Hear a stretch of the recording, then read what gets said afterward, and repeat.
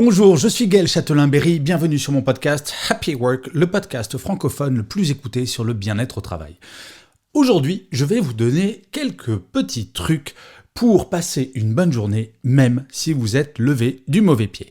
Et oui, ça nous arrive à toutes et à tous, on va pas se mentir, de se réveiller et de se dire « j'ai vraiment pas envie de commencer cette journée de boulot ». Ça peut être pour plusieurs raisons, on a mal dormi, ou alors il y a une réunion qui nous attend, qui nous fait vraiment pas du tout envie, ou alors encore il y a un dossier sur lequel on doit travailler pour le finaliser et qui vraiment nous pèse lourdement, ou enfin c'est juste les dents du petit dernier qui vous ont empêché de dormir pendant toute la nuit. Bref, il peut nous arriver de commencer la journée du mauvais pied. Pour autant, ce n'est pas obligatoire de passer une mauvaise journée. Et en fait, c'est tout l'objet de cet épisode, c'est de vous donner quelques trucs pour, quoi qu'il arrive, passer une bonne journée, même après une mauvaise nuit, même quand vous n'êtes pas motivé a priori. La première chose, c'est de vraiment, et je l'ai dit déjà un certain nombre de fois, mais de vraiment mettre en place une routine de réveil matinale. Et oui, snoozer 40 fois, ce n'est pas la solution. Si jamais vous appuyez sur le bouton snooze 1, 2, 3 ou 4 fois, vous ne vous reposez pas et surtout vous ne réglez pas le problème. Quand on snooze, alors les études le montrent, c'est généralement parce qu'on n'a pas envie de sortir de son lit. Ça semble logique. Mais c'est encore pire quand vous n'êtes pas motivé, quand vous avez passé une mauvaise nuit, parce que donc comme je le disais, vous ne vous reposez pas, mais en plus, vous ne vous remotivez pas.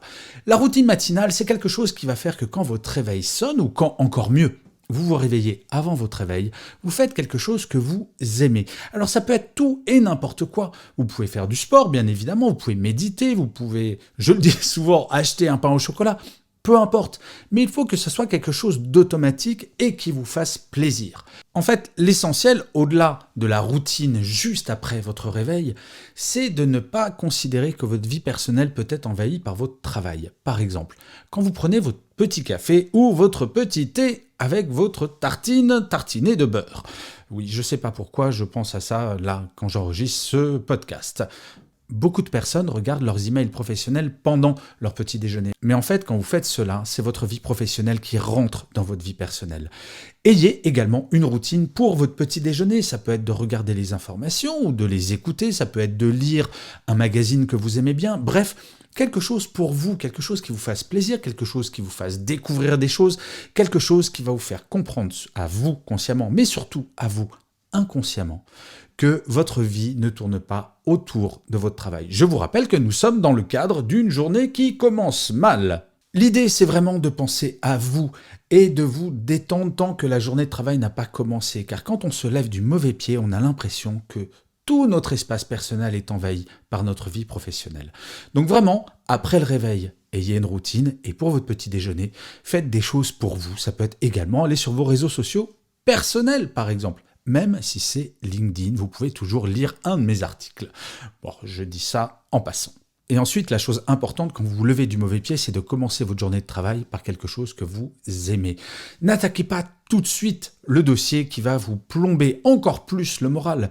Déterminez ce que vous aimez. Ça peut être de lire vos mails, ça peut être de passer un coup de fil aux collègues ou à votre boss ou à quelqu'un dans votre équipe. Ça peut être de boire un café avec quelqu'un de votre équipe. Bref, ayez également un rituel de début de journée de travail pour vous mettre dans une bonne ambiance. Vous savez, il est très différent quand on vient de passer une mauvaise nuit et qu'on se lève du mauvais pied, c'est très différent de commencer sa journée par quelque chose que l'on aime et commencer sa journée de travail par quelque chose que l'on aime que de faire que des choses que l'on déteste. Car en fait, ce n'est pas une fatalité. Oui, vous avez le droit de vous réveiller certains matins en n'ayant pas envie de travailler. C'est normal. Et même c'est rassurant si ça vous arrive de temps en temps. Parce que sinon, mis à part les robots, personne n'est motivé tous les matins. Par contre, il faut vraiment avoir ces petits rituels qui vont faire que, quelle que soit la nuit que vous avez passée, quel que soit votre niveau de motivation le matin, vous allez pouvoir passer une journée à minima qui ne va pas renforcer ce sentiment de mal-être. Toute l'idée de ces deux petits rituels, celui d'après le réveil et celui de début de journée de travail, c'est de faire en sorte qu'en fin de journée, vous vous disiez « Ah finalement, j'ai pas passé une si mauvaise journée que cela ». Et puis je fais un tout petit rappel à toutes fins utiles, c'est si jamais vous êtes fatigué le matin, ou que ça vous arrive souvent. L'OMS nous alerte sur le fait que nous dormons de moins en moins. Ça va vous sembler ridicule, ça va vous sembler peut-être trop évident, mais je le rappelle, couchez-vous plus tôt, rattrapez du sommeil, regardez des replays plutôt que de regarder des directs qui commencent sur la télévision à 21h et se finissent à 23h. Si vous êtes fatigué le matin, la seule vraie solution, dormir plus. Et ça peut être une petite demi-heure, parfois une demi-heure de sommeil additionnel fait toute la différence. Voilà.